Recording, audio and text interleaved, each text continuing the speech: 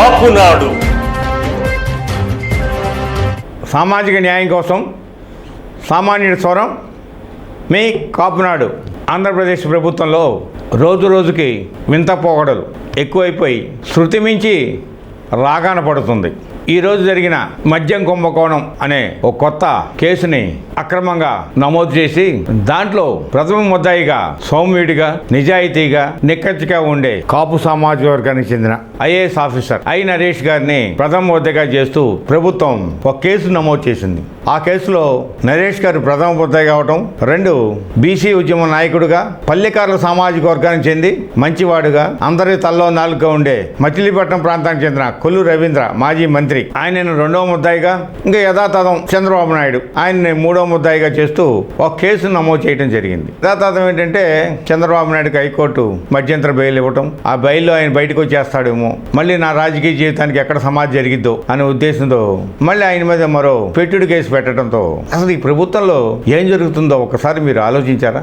ఒక్క రాజకీయం కోసం ప్రజాసేవ చేయాలనే సదుద్దేశం ఎక్కడ లేకపోగా అధికారాన్ని చెలాయించాలనే ఒక దురుద్దేశంతో ఇన్ని కుట్రలు, ఇన్ని కుతంత్రాలు అవసరమా? గతంలో పెద్దలు చెప్పేవాళ్ళు, మనం చేసే పనులే దాంట్లో మంచి పిల్లలకు వర్తిస్తుంది, చెడు వర్తిస్తుంది. పిల్లల భవిష్యత్తు ఆలోచించలేని ఇలాంటి తల్లిదండ్రుల్ని మనం క్షమించకూడదు. దీంట్లో మరో విశేషం ఏంటంటే ఈ కేసులో ఈ బ్రెవరేజ్ కార్పొరేషన్ చైర్మన్ గా ఉన్న ప్రేమచంద్ర రెడ్డిని కానీ, ఎండీగా ఉన్న అజయ్ కల్లాన్ కానీ ముద్దాయిలుగా చూపించలేదు. అంటే సంతకం పెట్టిన వాళ్ళని ముద్దాయిగా చూపించకుండా మౌలిక ఆదేశాలు ఇచ్చిన వాళ్ళని ముద్దాయిగా చూపించడం అనేది ఈ న్యాయ చరిత్రలో ఒక విచిత్రమైన పోకడ. ఎందుకంటే ఈ కేసులో చైర్మన్గా ఉన్న ప్రేమచంద్రారెడ్డి కానీ, ఎండి అజయ్ కల్లాం కానీ వీళ్ళిద్దరూ రెడ్డి సామాజిక వర్గానికి చెందిన వాళ్ళు కావడంతో వాళ్ళని తప్పించి రెడ్డి సామాజిక వర్గం కానీ వాళ్ళని ఈ కేసులో ముద్దాయిలుగా పేర్కోవటం జరిగింది.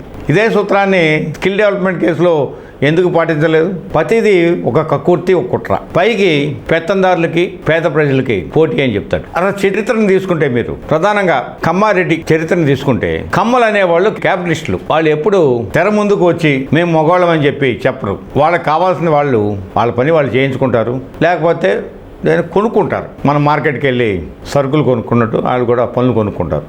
అది అంటే వాళ్ళ నేచర్ని బట్టి వాళ్ళని క్యాపిటలిస్ట్ అంటారు. ఇంకా రెడ్డి సామాజిక వర్గానికి చెందిన వ్యక్తులైతే వాళ్ళు వాళ్ళకి కావాల్సిన దాన్ని లాక్కుంటారు. దానికోసం దండోపాధ్యాయం ఒకటే కమాండ్ చేస్తాడు. కమాండ్ చేసి పెద్ద రౌడీజం చేసి, గోండాగిరి చేసి, ఫ్యామిలీలను అల్లకొలం చేసి, అతలాకుతం చేసి వాళ్ళ పని సాధించుకుంటారు. దీన్ని బట్టి మనకి అర్థం అవ్వాల్సింది ఏంటంటే ఎవరిది పెత్తందారితనం, ఎవరిది క్యాపిటలిజం. ఇంతకుముందు కాలంలో ఎలా ఉండేదంటే కమ్మ ప్లస్ రెడ్డి ఈ 2 కలిపితేనే కామ్రేడ్స్ అనే రూపంలో ఆంధ్ర రాష్ట్రాన్ని పీక్కు తిన్నారు. మారిన రాజకీయ పరిస్థితుల్లో అనేక అనుభవాల దృష్ట్యా జగన్మోహన్ రెడ్డి ముఖ్యమంత్రి అయిన తర్వాత అసలు రెడ్డి పెత్తందారితనం ఏంటి అనేది వాళ్ళు చూపిస్తూ ఆ సామాజిక వర్గానికి, అందులో అందరూ దుర్మార్గులు ఉండకపోవచ్చు, ఆ సామాజిక వర్గానికి చెందిన వ్యక్తులను సమాజానికి దూరంగా ఎలా ఉంచాలనే ఒక దురుద్దేశంతో ఆయన చేస్తున్న ఈ ప్రయత్నాలన్నీ భవిష్యత్తులో రెడ్డి సామాజిక వర్గం మీద పడి సమాజానికి దూరంగా బతకాల్సిన పరిస్థితి ఏర్పడుతుంది.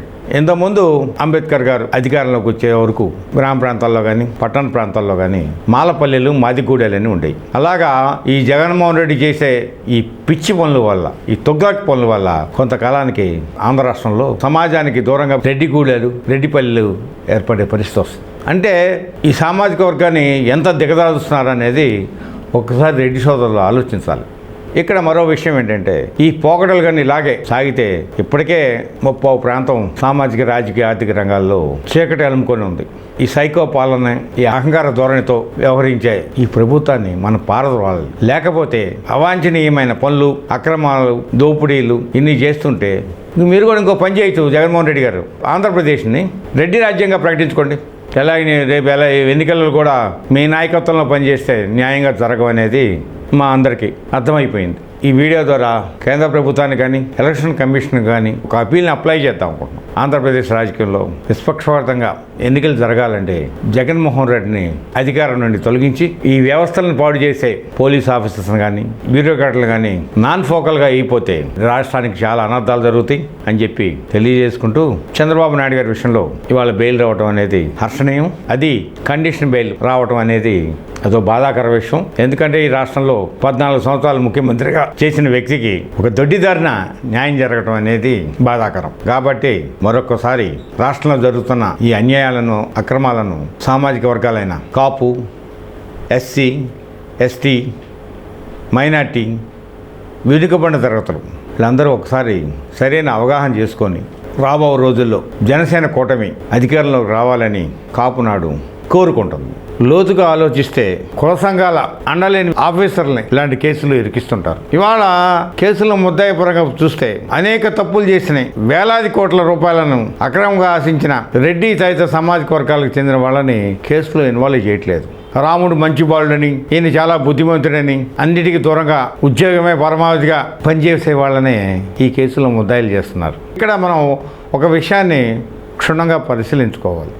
పుట్టిన సామాజిక వర్గానికి దూరంగా బతికితే అది గొప్ప అని ఫీల్ అవ్వకూడదు. అది ఒక తప్పిదం అనేది మీరు గుర్తించాలి. ముఖ్యంగా కాపు సామాజిక వర్గంలో ఒక ఐఏఎస్ ఆఫీసర్ కానీ, ఒక ఐపీఎస్ ఆఫీసర్లు కానీ ఎక్కువ శాతం మంది ఈ సామాజిక వర్గం వాళ్ళు దేవుడు పుట్టిస్తే మేము ఐఏఎస్ అయ్యాం, ఐపీఎస్ అని అనుకుంటారు. మీరు పుట్టింది కాపు సామాజిక వర్గానికి. ఆ సామాజిక వర్గంలో మీ బాధ్యత మీరు నిర్వహించండి. కుల సంఘాలకు దూరంగా బతకడం అనేది అది పెద్ద నేరం. కుల సంఘంలో మీరు అక్రమాలు చేయొద్దు, అన్యాయాలు చేయొద్దు. కుల సంఘంలో విద్యా అవకాశాలు లేని వాళ్ళకి విద్య కల్పించండి, ఉద్యోగ అవకాశాలు లేని వాళ్ళకి ఉద్యోగాలు కల్పించండి. అంతే తప్ప మీరు చేయాల్సింది కుల సంఘాలకి ఏం దోచిపెట్టే అవసరంలా. మీరు కులంలో పుట్టారు కాబట్టి ఆ కులానికి న్యాయం చేయమని చెప్పి కాపునాడు మేము అందరికీ విజ్ఞప్తి చేస్తున్నాం.